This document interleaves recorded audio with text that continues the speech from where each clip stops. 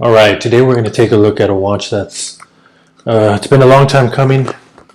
It's a non-affordable watch, and today we're going to take a look at the Ming 22.01, the Kyoto version of it.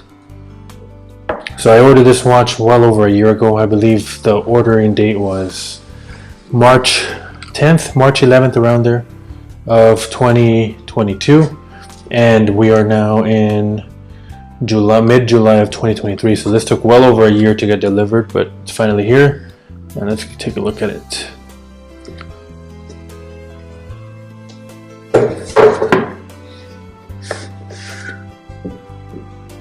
So right off the bat, I do smell leather. So it smells great. It smells like good quality leather.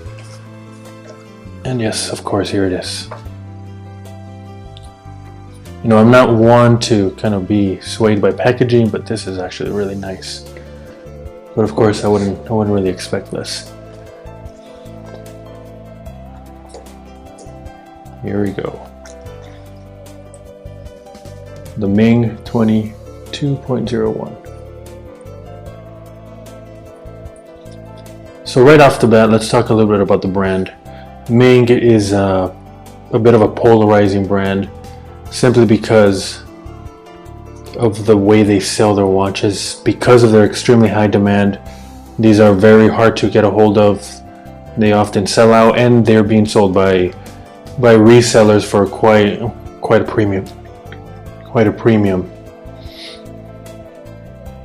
However, this one, the 22.01, this was released in a sense that said anybody who logs on within a 10 or 15 minute window is able to get one, and that's what I did, and I was able to catch one. The downside to that was that a lot more people bought, and the result is pretty much this, that I had to wait well over a year to get this. But of course, the brand is extremely popular because of this unique design. You know, with most watches you do have affordable alternatives or just general alternatives, but for Ming it's really not the case. This is definitely one of the most popular micro brands in the world, and you are able to get watches like this at a relatively affordable price for this kind of watch that is just as unique, and you won't find anything like it.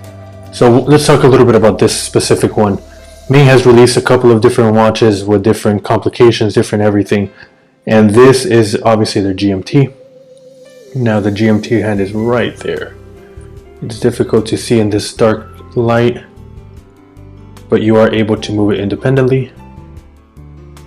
Now this watch is actually green, and then I'll take it outside and have some footage of it outside where it will pop more. But it is important to note that even though it is green in this kind of dark light, it does look more black. Now this watch does come in this green version and a gilt version, black and gold. I personally went with this. I don't have anything green, so I figured this would be nice. Now the specifications of this are fantastic. We're looking at a 38mm case, 20mm lugs. This is extremely thin too, but the thing that really pops out the most to me is the weight. This is a grade 5 titanium, and you feel it right away. This is going to disappear on the wrist. Just a beautiful, beautiful design, and really that's really what you're paying for.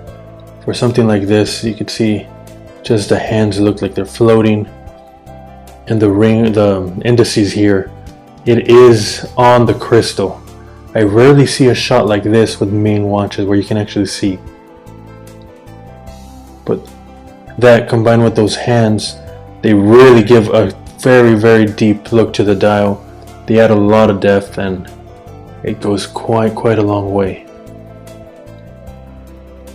Now the case, I really do want to emphasize how beautiful this case is, a machining that went into this. Now the lugs are a little bit polarizing, but again, this is kind of something proprietary to Ming. So if you like the brand, you're just going to have to take these lugs. The movement, this uses a modified Salida movement, but really with the degree of modification on this, I would be hesitant to kind of categorize this as a standard Solito movement. Oh goodness, this is beautiful. To me, this is the best of both worlds. You get a nice movement.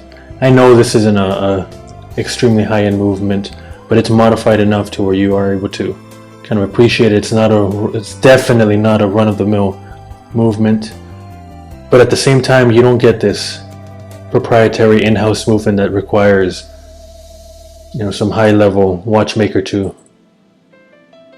service it. This is a standard Solito movement at its base, so I do appreciate getting the best of both worlds there. So like I said, I ordered this well over a year, maybe even close to a year and a half ago, and there were delays, and I finally got one, and I think they're starting to come out now for most customers. I haven't seen a lot of in-depth reviews, so I did kind of want to put as much footage of the watch as I could. I'll be sure to have a lot of outdoor footage too, that way you're able to compare the lighting. I think it's also worth noting how fantastic the strap is, and again, it doesn't surprise me at this price range with the great reputation that Ming has with the straps. Of course, these straps are not your run-of-the-mill straps either.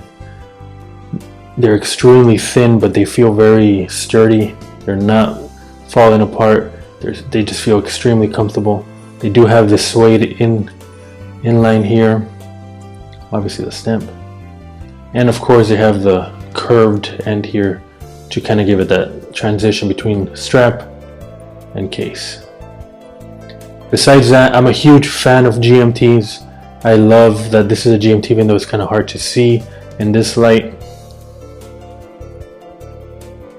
But to me, the real winner here is the sizing of it and the lightness of it. So I brought out some popular watches to compare the size to really show what we're working with here. Obviously here first I have the Speedmaster, and you're able to see how the Speedmaster is just much bigger than it.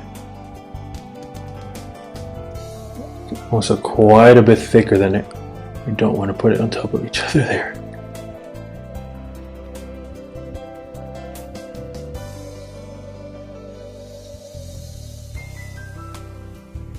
Most people know that the Speedmaster would be a good point of comparison. Next, I have the Tudor Black Bay 58. This is obviously the silver version, but the sizing, everybody knows, is Tudor 58. And even then, you are able to see how the Ming is a little bit smaller than the 58. Obviously, this is a 39mm case, excuse me. And even at that, both of them are extremely light. But to me, I'm one of those people that really appreciates the difference in metal. So now here you do have a stainless steel Speedmaster, sterling silver Tudor, and now a titanium Ming. To me, one of my favorite things, of course, of this brand is a Lume, so let's go ahead and check that out. Alright, so I'm going with more darkness than usual to really show this one off.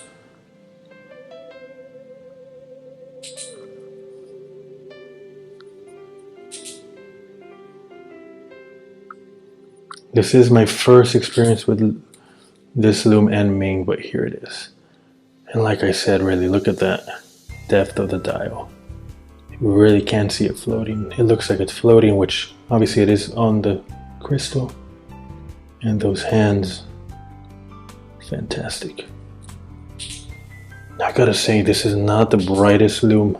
I do wonder if the application process, if that has some effect on the intensity, but this is not the brightest Lume, and I'm sure right now we'll see the Tudor and the Speedmaster kind of blow it away, but I think for this, really, it's more of the uniqueness of it rather than the intensity of it. This is not, I guess, you're not your traditional tool watch, but let's go ahead and take a look at it. It's also a nice color. I'm not sure if it appears blue on the camera here, but personally it looks a little bit more green, but certainly not, it's not a Seiko kind of green. Alright, let's go ahead and compare here to the Speedmaster. Yeah. And right away the Speedmaster is quite a bit brighter. You know, this does look a lot more blue now compared to the Speedmaster. But yeah, absolutely love that Ming Lume.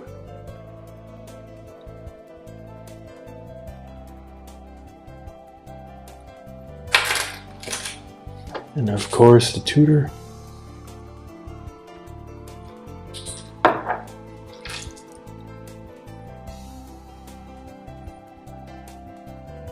Gotta love this. Gotta love that black right? Beautiful, beautiful lume on both. And, you know, even though the Ming is not the brightest, it does seem to be holding up quite well. Usually when I encounter a watch that's not super bright, it dies off right away, but this is certainly not the case here. Overall, I really am impressed. I need to wear this on the wrist for quite some time. I just got this delivered today, so I'll wear it and follow up with some thoughts later on. I'll be posting this more on Instagram, that way if you want to hear more about it. But really off the bat, I am extremely impressed, and I totally understand the hype and why people line up to be able to get this watch. Let's start on the wrist and see how that wears there. Yeah, on the wrist it absolutely disappears. You can absolutely tell it's titanium, and I think it's a good thing, because this is not your traditional tool watch. If it were a tool watch, I do prefer a little bit heavier, but this just completely disappears. Combined with the thinness of this case and the 38 millimeters, is just great to wear. The leather strap is incredibly comfortable. This might be the best leather strap I've ever had in my life. Overall, extremely impressed. I totally understand the hype. You'll be hearing more about this one.